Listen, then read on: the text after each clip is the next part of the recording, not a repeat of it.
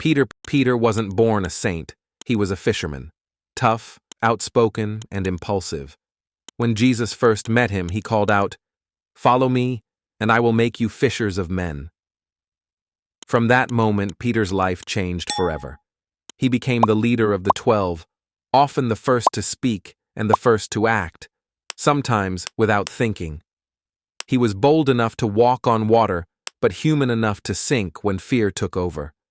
He promised loyalty, yet denied Jesus 3 times on the night of the crucifixion. But after the resurrection, Peter found redemption. He became the rock on which Jesus said he would build his church. Peter went from doubt to courage, from fisherman to shepherd of faith. Tradition says he preached across Rome and was crucified upside down, refusing to die in the same way as his master. His story shows that faith isn't about perfection, it's about perseverance. Andrew was Peter's brother, and the first person Jesus ever called to follow him. While Peter became the bold spokesman, Andrew was the quiet connector, always bringing people to Jesus. It was Andrew who introduced Peter to Christ. It was Andrew who pointed out the boy with the 5 loaves and 2 fish before the feeding of the 5,000. He never led crowds or gave fiery speeches, but he built bridges. He believed that one person at a time could change the world. His faith was steady, his actions humble. Tradition says Andrew carried the gospel to places like Greece and Asia Minor, where he was eventually martyred on an X-shaped cross, now known as St. Andrew's Cross. Andrew reminds us that greatness in faith doesn't always shout, it often whispers. It's found in those who quietly guide others toward the light, content to stay in the background while helping others take their first step. James the Greater. James, the son of Zebedee, was one of Jesus' closest companions, part of the inner circle with Peter and John. He was there when Jesus raised Jairus' daughter, there at the Transfiguration, and there in Gethsemane during the final prayers. He was known as James the Greater, not because he was better, but probably because he was older or taller than the other James. Alongside his brother John, he was nicknamed Son of Thunder, a title that fit his fiery, passionate spirit. James's faith burned brightly. He preached boldly, and it made him one of the first targets of persecution. According to the book of Acts, he became the first apostle to be martyred, executed by the sword under King Herod Agrippa. But his courage inspired others. James's story is short in the Bible, but full of impact, a reminder that strength and passion can serve God just as powerfully as patience and peace. John, the brother of James, was one of the youngest disciples, and one of the closest to Jesus. He's often called the beloved disciple, not because he was favored, but because he truly understood love. When others competed for greatness, John leaned on Jesus' shoulder and listened.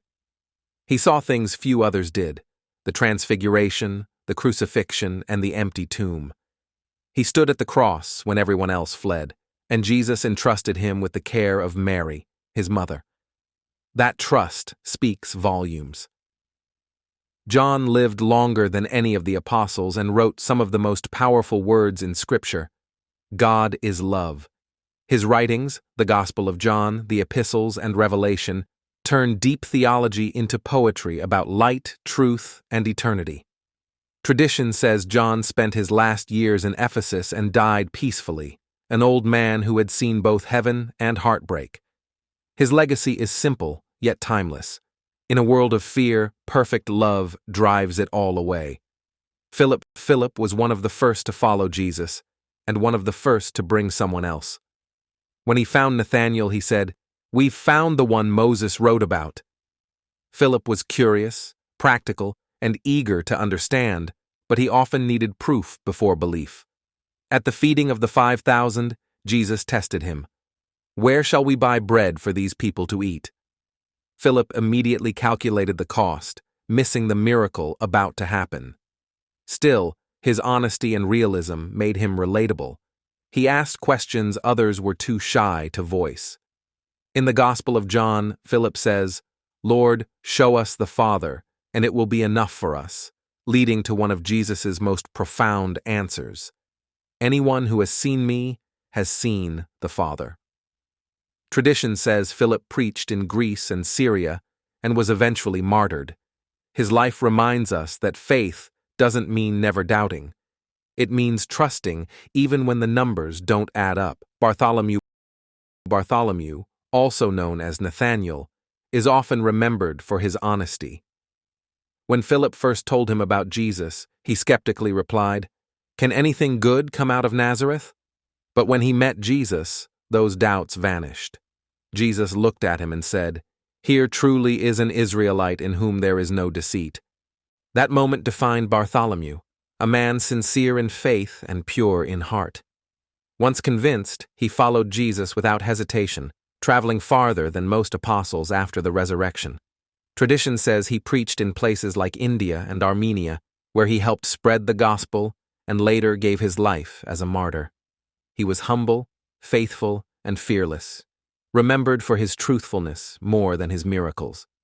In an age of appearance and pride, Bartholomew stands as proof that honesty and humility are their own kind of strength. His story asks us the same question: when truth calls, will we recognize it and follow? Matthew. Before he became a disciple, Matthew was a tax collector, one of the most disliked jobs in Israel. Tax collectors worked for Rome, often overcharging people for profit. When Jesus saw Matthew sitting at his booth, he didn't see greed, he saw potential. "Follow me," Jesus said, and Matthew did. That single step changed everything. The man who once counted coins began counting souls. He later wrote the Gospel of Matthew, carefully showing how Jesus fulfilled ancient prophecies and how mercy matters more than judgment. Matthew's story is one of redemption, a reminder that no past is too dirty for grace to clean. He left wealth and status behind to follow a man who owned nothing but offered everything. Tradition says Matthew preached as far as Ethiopia before dying a martyr. His journey from collector to believer teaches that faith can transform even the most unexpected hearts. When Jesus said, "Follow me," Matthew didn't argue. He just got up and went. Thomas is remembered as Doubting Thomas, but that title hardly tells his story. When Jesus announced he was returning to Judea, a place full of danger, Thomas was the one who said, "Let us also go that we may die with him." That's not doubt. That's courage. Later, after the resurrection, Thomas refused to believe until he saw Jesus with his own eyes and touched the wounds in his hands. When that moment came, his words were among the strongest declarations of faith ever spoken. "My Lord and my God." Thomas's doubt wasn't weakness, it was the hunger for truth. He needed proof, and when he found it, he believed completely. Tradition says he carried the gospel all the way to India, where he built churches and was eventually martyred. His story gives hope to every skeptic. Doubt can be the doorway to faith, and those who question honestly often believe the deepest. James the Less. James the Less, sometimes called the son of Alphaeus, is one of the quietest disciples in the Gospels. The Bible doesn't record his words or deeds in detail, yet tradition paints him as a humble, steady pillar of the early church. Many scholars believe he later became known as James the Just, the leader of the Jerusalem church after Jesus' resurrection. If that's true, this lesser James played one of the greatest leadership roles in Christian history.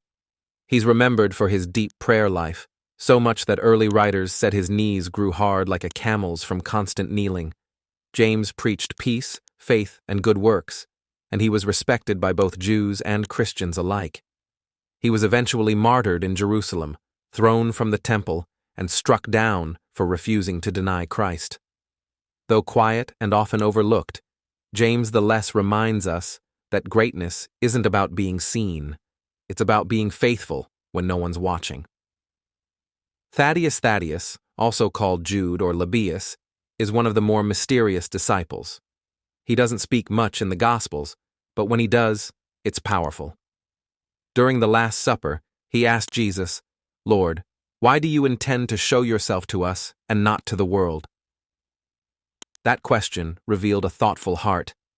Thaddius wanted everyone to experience the truth, not just a chosen few. Jesus' answer, that those who love him will keep his word, became one of the core teachings of faith.